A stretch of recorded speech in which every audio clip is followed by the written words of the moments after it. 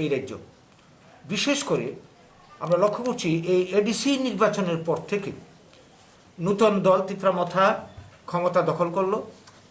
তারপর থেকে এডিসি সমগ্র অঞ্চলে, অন্য জায়গাতেও আছে কিছু, একটা প্রতিদিন কোনো না কোনো জায়গাতে সন্ত্রাস চলছে, মারদাঙ্গা হচ্ছে। তো এই যে ঘটনাগুলি এতদিন ধরে ঘটে চলেছে, গতকালকেও ঘটেছে অমরপুরে ইয়ের কাছাকাছি। তো ঘটনায় যারা যুক্ত আমরা লক্ষ্য করছি মুখ্যত বর্তমানে যারা এডিসির ক্ষমতায় রয়েছে তিপ্রামথার লোকেরা। এত ঘটনা ঘটার পর রাজ্য প্রশাসন, রাজ্য সরকার তাদের বিরুদ্ধে আজ পর্যন্ত কোনো অ্যাকশন নেয়নি, একটা কথাও বলিনি এই ঘটনায় যারা অপরাধমূলক কাজে যারা যুক্ত, হামলা উদ্যোগীতে যারা যুক্ত। বরং আমরা লক্ষ্য করছি কি এই ঘটনাকে অন্যদিকে টার্ন করিয়ে দেওয়ার জন্যে যারা দোষী তাদের কথা না বলে দুষ্টা চাপানো হচ্ছে বিরোধীদের উপর। এবং এটা সেই গত 2 মাস 2.5 মাস ধরে একই অবস্থা চলছে। কিন্তু ফলে আমরা লক্ষ্য করছি অপরাধের মাত্রা আরো দিনকে দিন বেড়ে যাচ্ছে। এইটা কেন? এর পেছনে কি রাজনৈতিক বদ উদ্দেশ্য আছে? আমাদের অনুমান যারা মাথায় যারা আছে ক্ষমতায় রয়েছে ডিসিতে, তাদের সঙ্গে কি বর্তমান শাসক দলের কোনো গোপন আঘাত রয়েছে, নাকি ভবিষ্যতে যে 2023 নির্বাচনকে কেন্দ্র করে এদের মধ্যে কথাবার্তা হয়ে রয়েছে, তাই ওদের বিরুদ্ধে এরা অন্যায় করার পরও তাদের বিরুদ্ধে কোনো অ্যাকশন নিচ্ছে না? এটা লক্ষ্য করছেন আপনারা নিশ্চয়ই।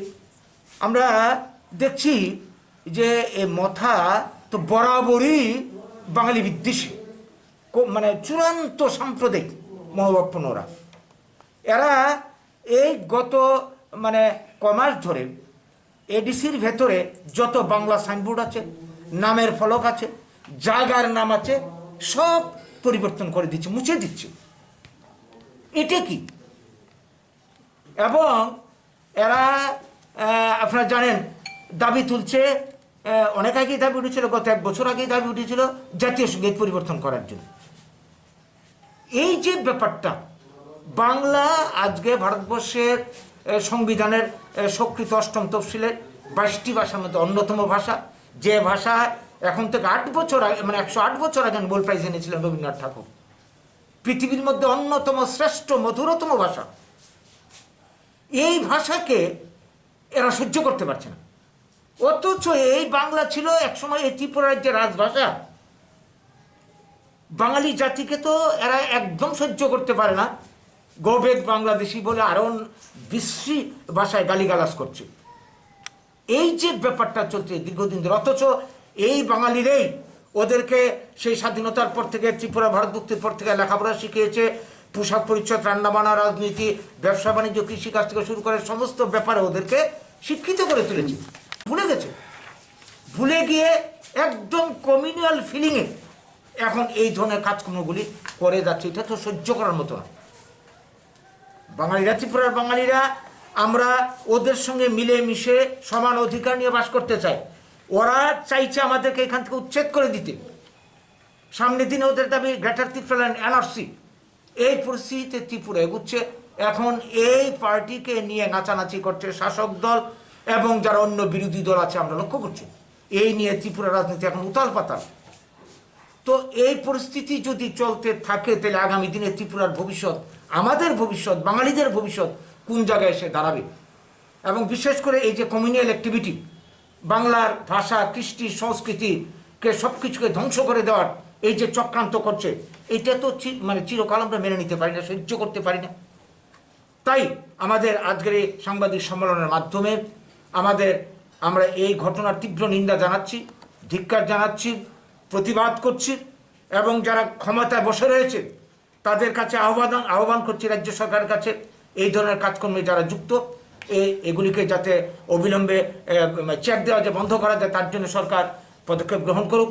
এবং যারা এই ঘটনায় যুক্ত, যারা করছে, তাদের কাছে আমাদের আহ্বান, ভাইয়েরা, আমরা সবাই ত্রিপুরার মানুষ, বর্তমান বাস্তবতাকে কেউ অস্বীকার করতে পারে না। এই রাজ্য থেকে কাউকে কোথাও যাওয়ার কোনো উপায় নেই। আমরা সবাই মিলেমিশে এই ত্রিপুরাতে থাকবো। এই ত্রিপুরাকে যারা শোষণ করছে, ত্রিপুরার কাঁচামাল বাইরে পাচার করছে, অর্থ পাচার করছে, সম্পদ পাচার করছে, তারা হচ্ছে শোষক। আমরা সবাই তাদের বিরুদ্ধে মিলে আমাদের লড়াই করতে হবে। ত্রিপুরার সম্পদকে কাজে লাগিয়ে ত্রিপুরাতে শিল্প গড়ে ত্রিপুরার মানুষের কর্মসংস্থানের গ্যারান্টি দিতে হবে। এইটা হওয়া উচিত, আমাদের রাজনৈতিক সংগ্রামের লক্ষ্য হওয়া উচিত। তো এইটা না করে বাঙালিকে টার্গেট করে এরা এই ধরনের সংগ্রাম, এবং যারা এদেরকে মদত যোগাচ্ছে পেছন থেকে ভোট করাবার স্বার্থে, তাদেরকেও সাবধান করে দিতে চাইছি। এইভাবে কিন্তু অনন্তকাল চলতে পারে না। বাঙালিরা বহু সহ্য করেছে, এটার একটা অবসান হওয়া দরকার। তাই আজকে আমাদের এই সাংবাদিক সম্মেলনের মাধ্যমে, আপনাদের মাধ্যমে, আপনারা আমাদের বন্ধু, আপনাদের মাধ্যমে আমরা এই বার্তাটা রাজ্য সরকার এবং সংশ্লিষ্ট সবার কাছে আমরা আজকে তুলে ধরতে চাইছি। এটার অবসান হওয়ার দরকার, আর নাহলে আগামী দিনে অস্থিরতা, অশান্তি আরো বেড়ে চলবে।